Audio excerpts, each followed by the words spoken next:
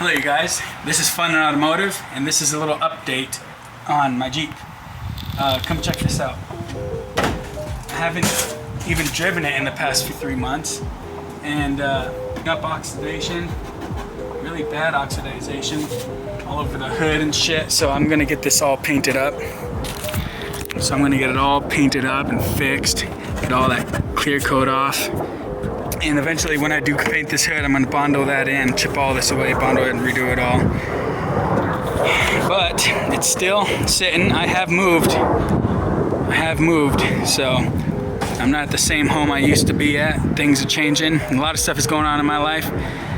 And yeah, but nothing much changed about the Jeep, really. I do wanna show you something. This is the new radiator that I have bought for Liberty. This is a stock 2002 Jeep Liberty radiator. I'm sure it's all the way up to 07, but all the same ports and everything. This is from O'Reilly's. You know, they used to be called Checkers, but O'Reilly's right here, and I heard very, very, very good things about their items there, their products. So I think this will be good. So the Jeep Grand Cherokee that my wife drives over there, I used a radiator just like this from O'Reilly's, and that radiator, it did just fine. It's already been 3 years now, a little over 3 years now, and it's been flawless, no issues whatsoever with that radiator. And I've only heard good things, like I said, about stuff from O'Reilly's over AutoZone. So I would say that O'Reilly's is probably the better store. I've heard that O'Reilly's has less of an inventory and more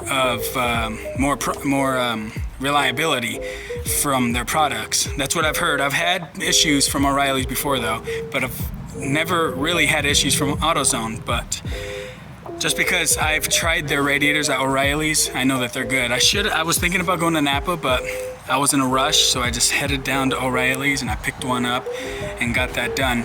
So now the next purchases I have to do on the Liberty is I have an idle problem with the Jeep Liberty.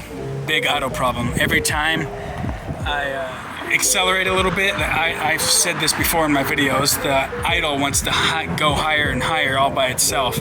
It wants to take off all by itself. So I've replaced all of my vacuum lines, idle air control valve. I've changed everything in here, intake, PCV valve. I did everything just to see exactly what it could be, and still hasn't fixed the problem. So my last resort problem fixer that I'm hoping it'll be is the power steering pressure line switch. That's the one that people are saying all over online, that it makes your idle jumpy and crazy when you accelerate a little bit, just barely push the pedal. It makes it want to climb and climb. So that's my second thing. That's what I'm gonna get next, the power steering pressure line with switch. And whenever I do the radiator, you guys will see, I will show everything. I'll put the whole video inside of it, and I'll show you how to replace the pressure line, which is very easy. Anybody can do it. Same with the radiator and the switch with the radiator. And while the radiator's out though, that's when I'm gonna do the pressure line and all that. And then I'm gonna do the Serpentine Belt. Might as well, everything's already off. So I'm gonna replace everything. It's due for a new Serpentine Belt. I replaced it like sometime last year, but it was 115 degrees today, so those belts crack up really easily. I should have replaced it 6 months ago, but that's what I'm gonna do. I'm gonna throw a new Serpentine Belt. I'm gonna buy some radiator fluid before I do while I'm getting those pieces from O'Reilly's though, the pressure line and all that. I'm gonna pick everything up at once, even my front axles, my driver and passenger axles. I'm gonna replace those as well. My passenger's fine, but my driver, I poked a hole in the boot like a year and a half ago, and it's been just spewing grease all over my control arms and everything. So I'm gonna get those fixed. Now, what I want to mention to you guys is I'm moving to Utah. I'm no longer going to be here in Arizona. I'm gonna be in the Utah territory, so new trails for that with my brother.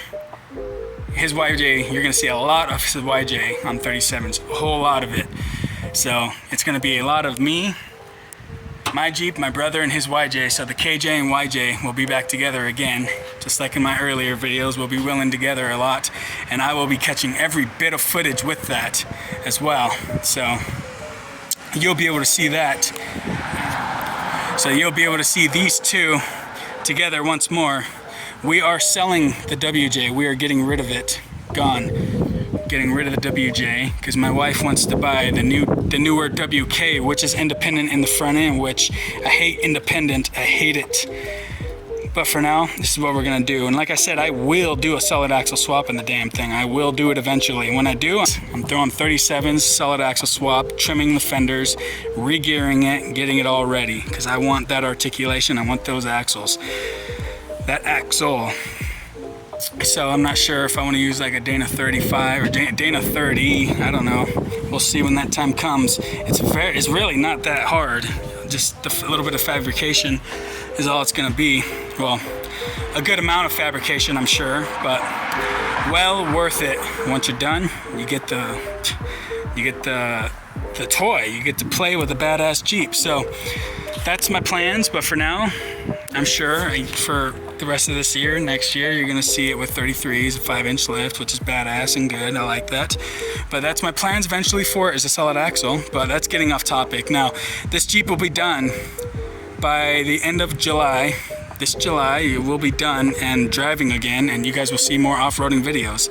A lot of my videos that you guys have seen are update videos. They're all updates from older videos from my newer subscribers, and plus because I haven't been able to get content out from my bad boy, so you guys will be seeing a lot of those. So I hope you guys stay tuned for all of that, and thank you all to all of my subscribers. You guys help so well and so nicely, and I can always use your guys' support, always. This is Fun Automotive, and I will catch you guys in the next one. Goodbye.